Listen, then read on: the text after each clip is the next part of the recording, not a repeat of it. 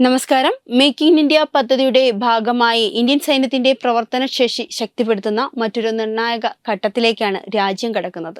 സ്ഫോടനങ്ങളും തീപിടുത്തങ്ങളും പോലുള്ള ഉയർന്ന അപകട സാധ്യതയുള്ള സാഹചര്യങ്ങളിൽ സൈനികരുടെ ജീവൻ രക്ഷിക്കുക എന്ന ലക്ഷ്യത്തോടെ രൂപകൽപ്പന ചെയ്ത 18 അഗ്നിശമന റോബോട്ടുകൾ ഇന്ത്യൻ ആർമിയിലേക്ക് ഔദ്യോഗികമായി എത്തുകയാണ്. വെടിമരുന്ന് ഡിപ്പോകൾ, സ്ഫോടക വസ്തുക്കൾ സൂക്ഷിക്കുന്ന കേന്ദ്രങ്ങൾ, രാസവസ്തുക്കൾ അടങ്ങിയ സംഭരണ ശാലകൾ, കന്റോൺമെന്റുകൾ എന്നിവിടങ്ങളിൽ നേരിട്ട് മനുഷ്യൻ പ്രവേശിക്കുന്നത് അപകടകരമാണ്. ഈ സാഹചര്യങ്ങളിൽ റോബോട്ടുകൾ നിർണായക പങ്കുവഹിക്കുമെന്നാണ് പ്രതിരോധ വൃത്തങ്ങളുടെ വിലയിരുത്തൽ. ആർമിയുടെ ഡയറക്ടറേറ്റ് ഓഫ് കാപ്പബിലിറ്റി ഡെവലപ്മെന്റും ഗുജറാത്തിലെ അഹമ്മദാബാദ് ആസ്ഥാനമായുള്ള സ്വദേശി സ്റ്റാർട്ടപ്പായ സ്വദേശി എംബ്രേസ പ്രൈവറ്റ് ലിമിറ്റഡും തമ്മിൽ ഇതുമായി ബന്ധപ്പെട്ട് 62 കോടി രൂപയുടെ കരാർ ഒപ്പുവെച്ചതായി ഔദ്യോഗിക സ്ഥിരീകരണം ലഭിച്ചു. ഇന്നോവേഷൻസ് ഫോർ ഡിഫൻസ് എക്സലൻസ് പദ്ധതിയുടെ ഭാഗമായി വികസിപ്പിച്ചെടുത്ത ഈ അഗ്നിശമന റോബോട്ടുകൾ ഇന്ത്യൻ സൈന്യത്തിന്റെ സുരക്ഷാ സംവിധാനങ്ങളിൽ പുതിയ അധ്യായം തുറക്കുന്നതായാണ് വിലയിരുത്തപ്പെടുന്നത്.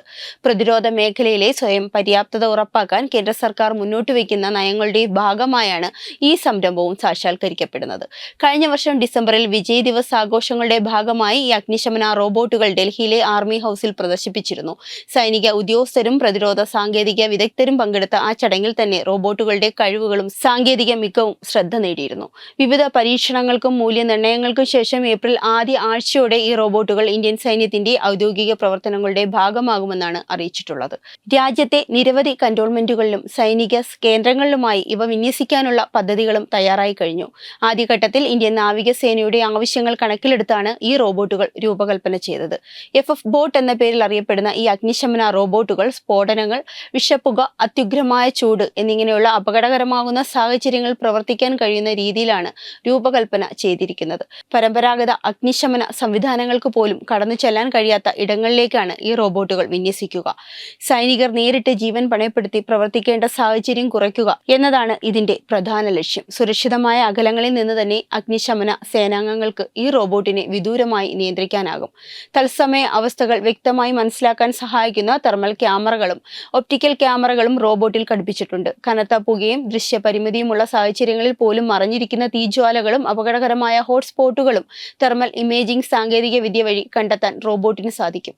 ഇതിലൂടെ തീയുടെ വ്യാപനം എത്രമാത്രമാണെന്നും സ്ഫോടന സാധ്യതകൾ ഉണ്ടോ എന്നും വിലയിരുത്തി കൃത്യമായ തീരുമാനങ്ങൾ എടുക്കാൻ സേനാംഗങ്ങൾക്കും സാധിക്കും. തീ നിയന്ത്രിക്കുന്നതിനുള്ള പ്രവർത്തനങ്ങൾക്ക് പുറമെ വെള്ളം നിറഞ്ഞ ഫയർഹോസുകൾ വലിച്ചെടുക്കാൻ ആവശ്യമായ ശക്തി ഈ റോബോട്ടിനുണ്ട്. അതോടൊപ്പം 5 ടൺ വരെ ഭാരമുള്ള വാഹനങ്ങൾ പോലും വലിച്ചു കൊണ്ടുപോകാനുള്ള ശേഷി ഇതിനുള്ളതായി കമ്പനി അധികൃതർ വ്യക്തമാക്കുന്നു. സ്ഫോടനങ്ങൾക്ക് ശേഷം അവശിഷ്ടങ്ങൾ നീക്കുക, അപകടത്തിലായ വാഹനങ്ങൾ മാറ്റിവെക്കുക, അഗ്നിശമന പ്രവർത്തനങ്ങളിൽ പ്രവർത്തിക്കുക തുടങ്ങിയ ജോലികളിലും ഇതിനെ പ്രയോജനപ്പെടുത്താം. സൈനിക കേന്ദ്രങ്ങൾക്ക് പുറമെ സിവിലിയൻ മേഖലകളിലെ അഗ്നിശമന പ്രവർത്തനങ്ങളിലും ഈ റോബോട്ടുകൾ ഫലപ്രദമായി ഉപയോഗിക്കാനാകും. അഗ്നിശമന സേനാംഗങ്ങളുടെ സ്ഥാനം ഏറ്റെടുക്കുക എന്നതല്ല, മറിച്ച് അവരെ സഹായിക്കുകയും അവരുടെ ജീവൻ സംരക്ഷിക്കുകയും ചെയ്യുക എന്നതാണ് FF ബോട്ടിന്റെ ലക്ഷ്യമെന്ന് സൈനിക വൃത്തങ്ങൾ വ്യക്തമാക്കുന്നു. അപകടകരമായ ആദ്യഘട്ട ഇടപെടലുകൾ റോബോട്ട് കൈകാര്യം ചെയ്ത ശേഷം സാഹചര്യ നിയന്ത്രണ വിധേയമായാൽ മനുഷ്യൻ ഇടപെടുക എന്ന രീതിയിലാണ് പ്രവർത്തന മാതൃക. വിദേശ ഉപകരണങ്ങളിൽ നിന്ന് ആശ്രിതത്വം കുറയ്ക്കുകയും ഇന്ത്യൻ സ്റ്റാർട്ടപ്പുകൾക്ക് പ്രതിരോധ മേഖലയിലേക്കുള്ള പ്രവേശനം ഉറപ്പാക്കുകയും ചെയ്യുക എന്നതാണ് ഇത്തരം പദ്ധതികളിലൂടെ ലക്ഷ്യമിടുന്നത്.